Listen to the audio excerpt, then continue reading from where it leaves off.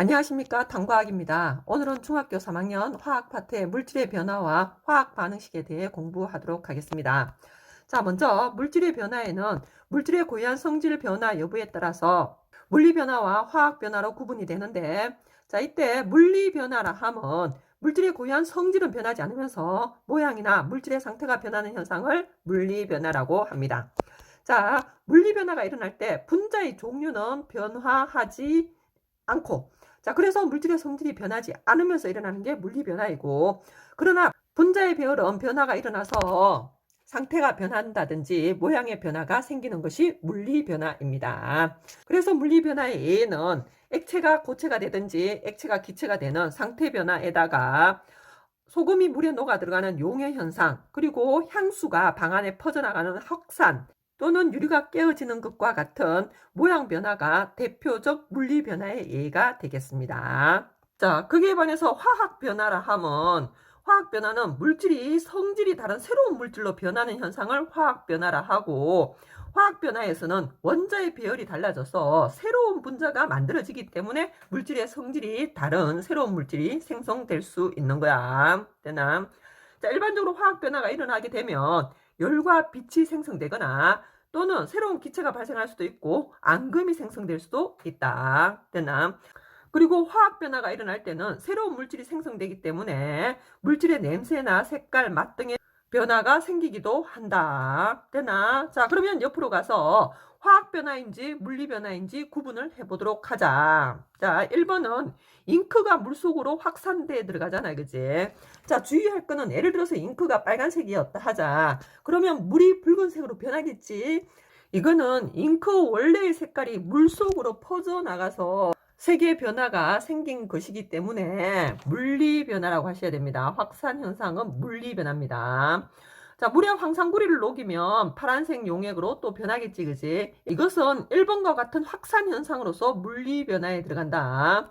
자, 그 다음에 김치가 씌어지게 되면 맛의 변화가 생기는 거지, 그지? 이거는 새로운 물질이 생성된 거고 화학 변화라고 보시면 되겠습니다. 자, 사과를 깎아서 공기 중에 오래 두면 사과 표면에 갈변 현상이 생기는데 색의 변화가 생겼지. 그로 4번 역시 화학 변화가 되면 5번에는 사이다의 마개를 열면 기체가 발생하는데, 자, 이때 발생하는 기체는 사이다에 녹아있던 이산화탄소 기체가 나오는 것이므로 새로운 물질이 생성된 게 아니라서 물리 변화라고 하셔야 됩니다. 자, 그리고 베이킹 파우더를 넣은 밀가루 반죽을 구우면 부풀어 오르게 되는 이유는 베이킹 파우더가 열분해 되어서 이산화탄소 CO2 기체가 발생해서 밀가루 반죽이 부풀어 오르러서 빵이 구워지는 것이기 때문에 이것은 화학 변화라고 적어 주셔야 합니다. 자, 그렇다면 지금까지 배운 물리 변화와 화학 변화를 구분해서 표를 메꿔 보도록 하자. 표를 정리하기 전에 그림으로 한 번 더 얘기를 한다면 이렇게 물 분자가 있잖아, 그치?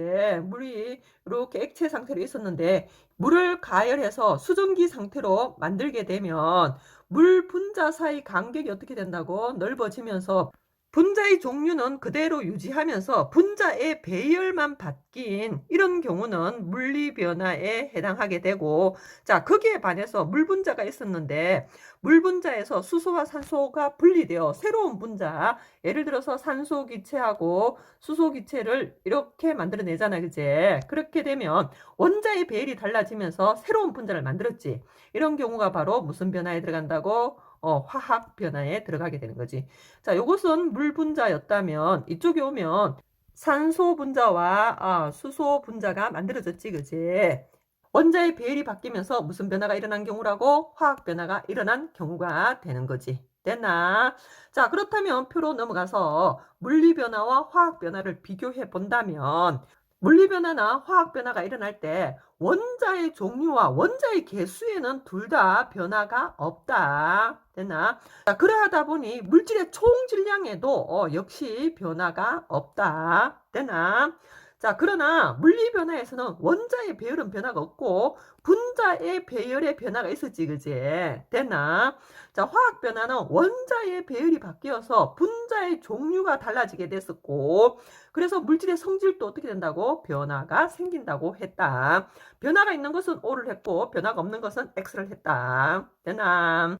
자, 거기에 반해서 물리 변화는 분자의 종류에 변화가 없기 때문에 물질의 성질에도 변화가 없었고 분자의 개수도 변화가 없는데 분자의 배열이 달라져서 액체가 기체가 되기도 하고 액체가 고체가 되기도 하는 이런 상태 변화라든지 확산 등이 물리 변화에 들어간다는 거지. 자, 화학 변화는 분자의 종류가 달라졌기 때문에 분자의 개수와 분자의 배열은 논할 의미가 없다. 됐나? 그래서 비워두기로 하자. 자, 그래서 한 번 더 정리한다면 물리 변화에서는 분자의 배열에 변화가 생길 수 있었다, 그지? 그리고 나머지는 다 변화가 없었고, 그 다음에 화학 변화는 원자의 배열이 달라져서 새로운 분자가 생겨서 물질의 성질의 변화가 생겼다. 자, 그러나 물질의 총질량과 원자의 개수, 원자의 종류의 변화는 둘 다 없었다. 자, 지금부터는 물리 변화는 좀 접어두시고 화학 변화에 대해 공부해 보도록 하자. 자, 화학 변화가 일어나는 과정을 뭐라고 한다고? 화학 반응이란다. 자, 화학 반응이 일어날 때 원자의 종류와 개수는 변하지 않는다고 했다. 단지 원자의 배열만이 달라져서 새로운 분자, 새로운 물질이 생성되어서 물질의 성질이 달라지는 게 화학 변화이고 화학 반응이다. 자, 그러면 화학 반응 종류에는 어떤 것들이 있는지 간단하게 살펴보고 간다면 대표적으로 화합과 분해와 치환이 있는데 화합이라 하면 A라는 물질과 B라는 물질이 만나서 AB라는 새로운 물질을 만드는 반응을 화합이라 하고 요때 생성된 물질을 바로 무슨 물이라 한다고? 화합물이라고 한다. 화합을 통해서 만들어진 물질 화합물이라고 한다. 자, 분해는 A, B가 있었는데 얘들이 다시 A와 B로 나누어지는 반응을 분해라 하며 치환은 A와 B가 있었는데 여기에 C가 어떻게 한다고? 치고 들어오는 게 치환이야. 그래서 AC가 생성되고 B가 떨어져 나오는 반응을 치환이라고 한다.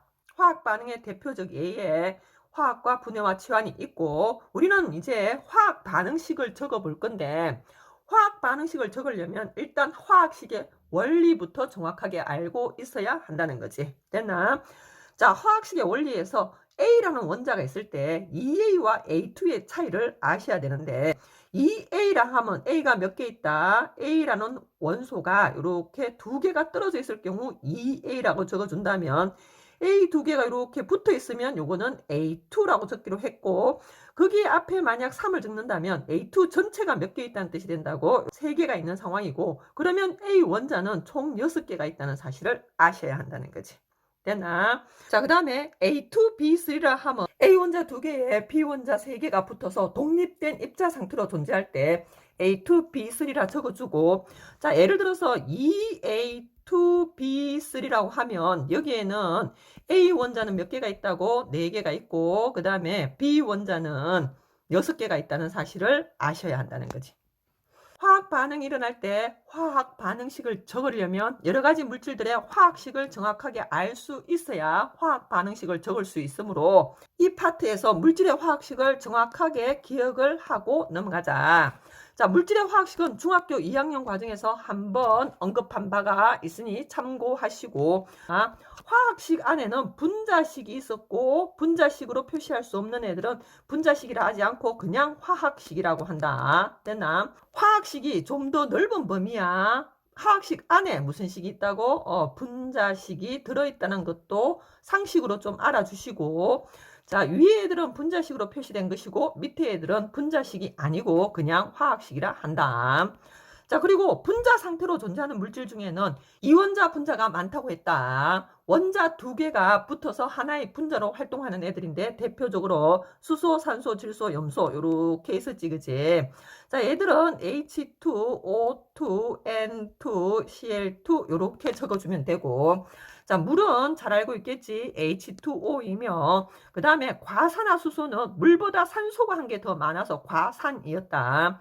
그래서 H2O 물보다 산소가 한 개 더 많으니까 H2O2가 되는 것이며 이산화탄소는 CO2고 뒤에서부터 이름을 붙여서 찍으지. 이 산소와 화합한 탄소에서 이산화탄소 맞나? 되나? 암모니아는 농협 3층에 암모니아 냄새가 난다고 했지, 그제? 농협은 NH였다, 그제? 그래서 암모니아는 NH3 적어주시면 되고, 염화수소는 염소와 화합한 수소로서 수소를 먼저 적고, 그 다음에 염소를 적으면 이름을 부를 때 뒤에서부터 부른다고 했지, 그제? 그래서 염화수소가 되고, 자, 한 가지 더 기억할 것은 염화수소 수용액이 바로 누가 되냐면 염산이 된다. 그래서 염산, 묽은 염산의 화학식을 적을 때도 뭘 적어야 된다? HCl 적어주시면 됩니다. 자, 그 다음에 메테인 같은 경우는 탄소와 수소가 결합한 물질로서 CH4였다. 됐나? 구리나 마그네슘 같은 금속들은 원소 기호로 화학식을 대신했습니다. 그래서 CuMg 이렇게 적어주시면 되고, 그 다음에 탄소 마찬가지였다. 원소 기호로 화학식을 적어주시면 되고요. 자, 나머지 물질들은 이온기란 물질로서 중학교 2학년 과정에서 이온기란 물질 만들기를 했었다. 참고해 주시면 되고, 자, 식은 내가 적고 넘어가도록 하는데 반드시 기억해 주기 바랍니다. 자, 그래서 탄산칼슘은 CaCO3이고 염화나트륨은 NaCl이며 염화칼슘은 CaCl2, 탄산나트륨은 Na2CO3, 염화구리는 CuCl2고 그 다음에 여기에 마그네슘이라고만 적혔는데 오타다. 산화 마그네슘 MgO가 된다. 얘는 뒤에서부터 이름을 불러서 산화 마그네슘 MgO. 그 다음에 산화구리는 CuO이며 탄소는 원소기호 C로 나타내 주시면 됩니다. 자, 이걸 먼저 기억을 한 다음에 화학 반응식을 적어 보도록 하자.